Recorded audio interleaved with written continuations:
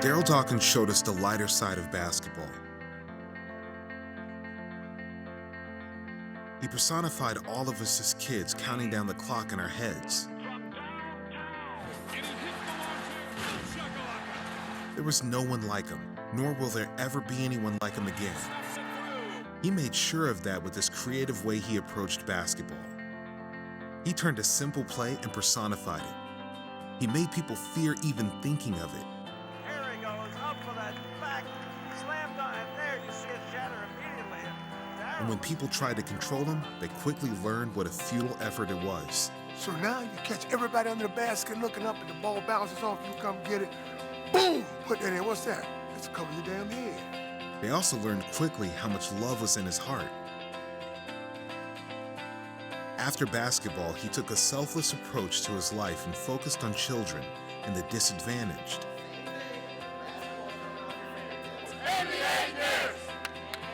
His empathy spread to everyone that surrounded him. There's chocolate thunder flying, glass flying, robazine crying, cats crying, babies crying, glass still flying. Thank you, well, ma'am, I am jam. That's what it was all about, man, having a good time. That's the 80s, baby. It'll never be like that again.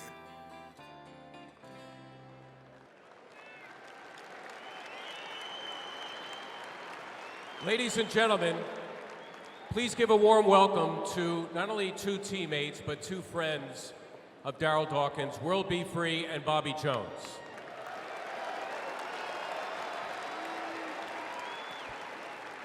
World, you came into the league the same time as Darryl Dawkins. Describe the moment when you guys first met. Well, the moment when me and Darryl Dawkins first met, we were both rookies at the same time. He just came out of high school, and I just came out of Guilford College. And we were roommates. I didn't sign a contract till about a month after he did. That had to be trouble right there, the fact that you guys were roommates. Well, you could say that. But he let me come, and he opened his doors to me and said, look, World, you know, you can stay with me until, you know, you sign your contract, you know, out of nowhere, though. You hear, kid, I'm coming out of New York, he coming out of Florida, didn't know me from Tom, and said, look, you could come and stay with me. And we became best friends from there. Beautiful. Bobby, when you first came to the Sixers, Darryl was already 3 years into his career, but you first faced him as a member of the Denver Nuggets, and you have some special memories, don't you? Yes, I do. My first time I ever saw Darryl, I was prepared to take a charge against their fast break. And in Denver, unlike today, they have different kind of nets, and we had long, silky nets. And as Darryl went to dunk the ball, I could take the charge, but I decided I wanted to play a little bit longer in my career, so I just stepped aside and let him have it. And as he threw it through the net, it spun backwards, and it caught in the net and popped back out. And I caught it, and the referee stopped the game to decide whether it was count or not. They'd never seen that before. I hadn't seen it either. And I was standing there, I'm smelling burned silk. I smelled the smell of friction that he had generated on that, and I saw the little twine drifting through the air, and I said to myself, I'd like to have a friend like that. And a year later, he's my teammate. World, of course, Darryl came right out of high school. What was that adjustment like for him coming into the NBA? Well, I thought he adjusted very well. He was hanging out with me, and, and we just did some things that were just, you know, out of this world. But this man, he was unbelievable. As you can see, I'm wearing a lime green suit in reference to Darryl Double D.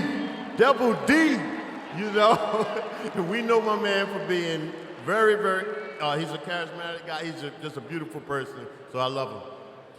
All right, Bobby, and we've seen it several times already, the two backboards that Darryl broke at 79-80 within 3 weeks of each other.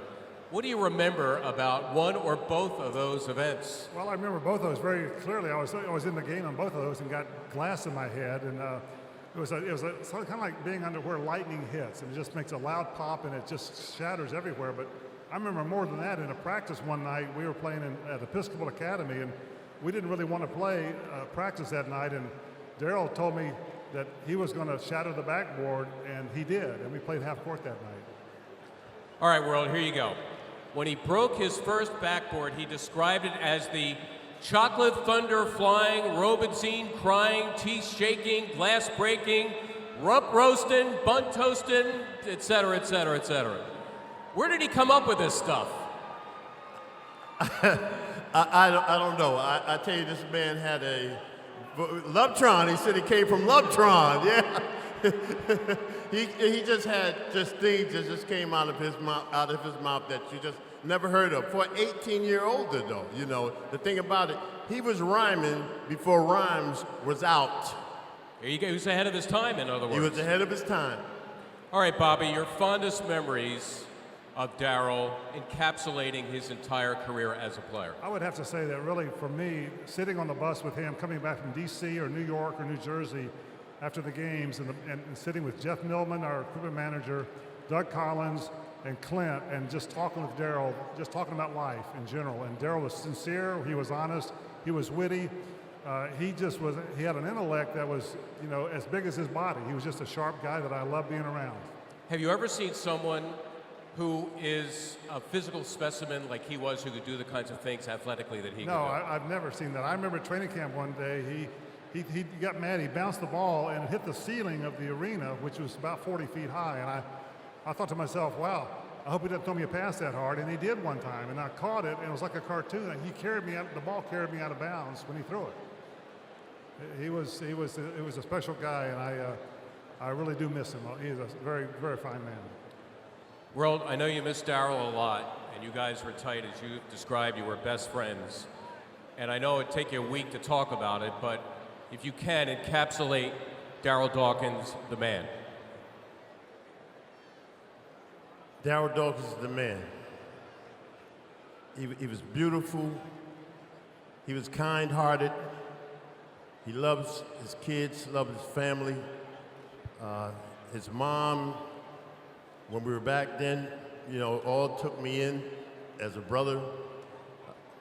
Anything and everywhere I went, he went. We just did it. I mean, I'll start to get emotional right now, and I don't want to try to do that, but you know, I love him, and I'm gonna always miss him. Beautiful.